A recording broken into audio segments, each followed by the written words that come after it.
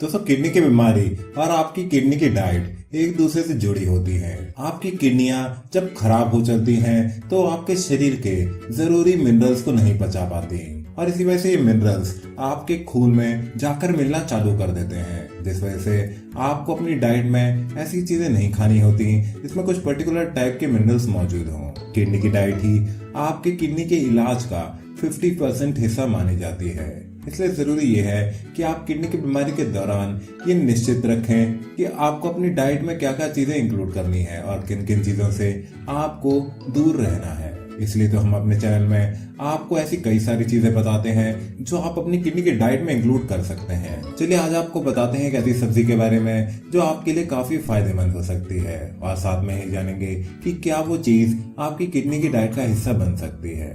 इस सब्जी का नाम है टिंडा।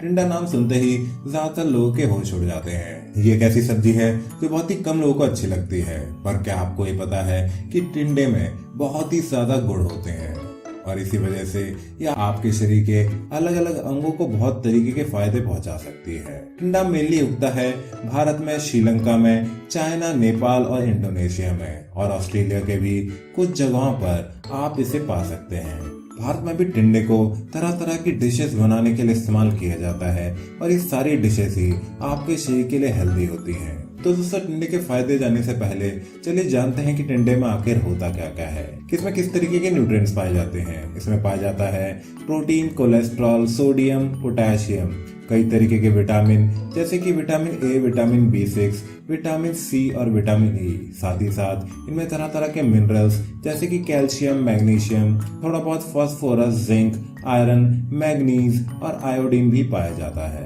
तो देखा आपने इसमें कितने सारे विटामिन, कितने सारे माइक्रो न्यूट्रिएंट्स और कितने सारे मिनरल्स होते हैं। इसी वजह से ये एक इंसानी शरीर के लिए काफी फायदेमंद होता है। चलिए अब जानते हैं कि टिंडे के फायदे आखिर क्या क्या होते हैं। सबसे पहली बात तो यह है कि टिंडा पानी से भरा होता है, जिसकी वजह से ये आपके शरीर को अंदर से ठंडा रखता है। आपके शरीर में कूलिंग इफेक्ट होने की वजह से आपके शरीर को ढंग से फंक्शन करने में सहायता मिलती रहती है। किडनी की बीमारी के दौरान शरीर अंदर से जलता रहता है। आपको शरीर में अलग अलग जगह जलन महसूस हो सकती है, जिस दौरान टिंडा आपकी बहुत ही मदद कर सकता है। टिंडे से आपका वेट लॉस भी हो सकता है। आपको ये तो पता ही होगा कि किडनी की बीमारी के दौरान आपको अपना वेट कंट्रोल में रखना होता है, क्योंकि आपका शरीर जितना ज्यादा बड़ा होगा आपकी किडनियों पर उतना ही ज्यादा जोर पड़ेगा और आपकी किडनियां उतनी ही तेजी से खराब होती जाएंगी। इसी वजह से ज्यादा वेट से गुजरने वाले लोग इसे खाते हैं तो उनका वेट धीरे धीरे कम होने लगता है।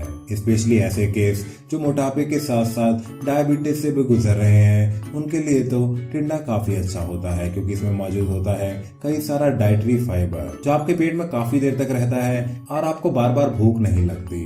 इसी वजह से आपको तरह तरह की चीजें खाने की क्रेविंग भी नहीं होती और आपका फैट भी जल्द से जल्द कम होता जाता है। टिंडे से आपका हार्ट रेट भी काफी कंट्रोल में रहता है, क्योंकि इसमें बहुत ही कम मात्रा में कोलेस्ट्रॉल होता है। इसीलिए ये आपके हार्ट की हेल्थ के लिए काफी एफर्ट कर सकता है। इसे अगर आप उबाल कर खाएंगे तो इसे बहुत सारी डिशों में आप ऐड कर सकते हैं और ये आपके ब्लड के सर्कुलेशन को अच्छा कर कर आपके हार्ट को भी हेल्दी रख सकता है। साथ ही साथ आपके दिल की मसल्स को भी धीरे धीरे स्ट्रांग बनाता रहता है। एक पेशेंट अपने डाइजेशन से भी बहुत ज्यादा परेशान रहता है, वहीं टिंडा आपकी इसमें भी मदद कर सकता है। इसे खाने से आपके शरीर में कॉन्स्टिपेशन नहीं होगा, आपके पेट में फूलना या मरोड़ सा पड़ने वाली दिक्कतें नहीं होंगी। टिंडे से आपका बाउल मूवमेंट भी अच्छा बना रहता है और आपको डिस्कम्फर्ट नहीं होता। टिंडे से आपका रेस्पिरेशन प्रोसेस भी अच्छा होता है, आपको सांस बहुत अच्छे से आती है, क्योंकि आपके लंग का म्यूकस आराम से साफ कर देता है, जिससे आपके लंग को ढंग से काम करने में कोई दिक्कत महसूस नहीं होती।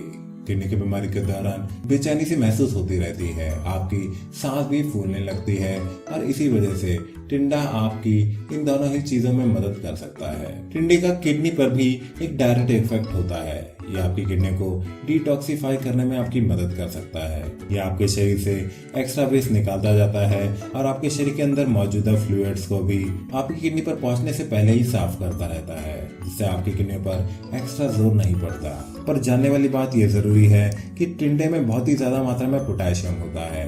तो यदि आप ऐसे किडनी के पेशेंट हैं जिनका पोटेशियम बहुत ही हाई रहता है, तो उन्हें टिंडे से कुछ दूर ही रहना चाहिए। तो दोस्तों, देखा आपने कैसे एक सिंपल सी हेल्दी चीज किडनी की बीमारी के दौरान आपके लिए फायदेमंद और आपके लिए नुकसानदायक दोनों ही चीजें बन सकती हैं।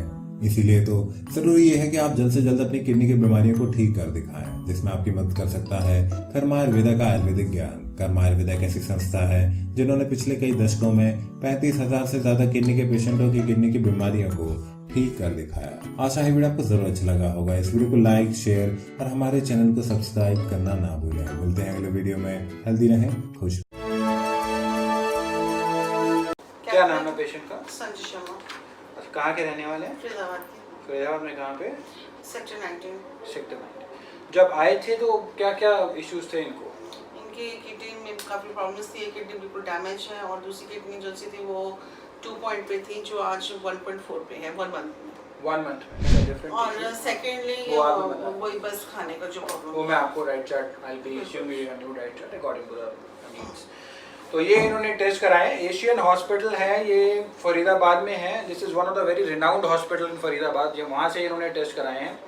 क्रेटनाइन इसमें है 2.2 की रेंज में है।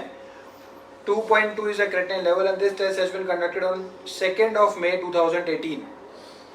2.2 and then after another test has been conducted और इसके बाद इन्होंने कराया 26/5/2018 को टेस्ट कराया है। 26/5 में क्रेटनाइन लेवल है केम डाउन टू 1.5। 1.5 दोबारा एशियन हॉस्पिटल से ही कराया है इन्होंने और ये 26/5/2018 का। फिर इन्होंने रिपीट कराया है 9 जून 2018 को और इसके अंदर जो क्रेटनाइन लेवल है वो 1.4 आ चुका है। 1.4 और यूरिया जो है वो भी normal with in normal range है, 12 की रेंज में है। क्रेटनाइन लेवल किस प्रकार से घट रहा है, किस प्रकार से रिड्यूस हुआ, किस प्रकार से GFR glomerular filtration rate improve हुआ, आज एक और रिपोर्ट के माध्यम से ये सिद्ध होता हुआ। एशियन हॉस्पिटल की जो रिपोर्ट है फरीदाबाद में ये हॉस्पिटल स्थित है। जितनी भी रिपोर्ट्स होती हैं सब अलग अलग लैब्स की अलग अलग हॉस्पिटल्स ही होती हैं और आज उसमें एक और रिपोर्ट ऐड हो गई है जो कि किस प्रकार से क्रेटनाइन कम हुआ ये सिद्ध करती है। Stop kidney dialysis.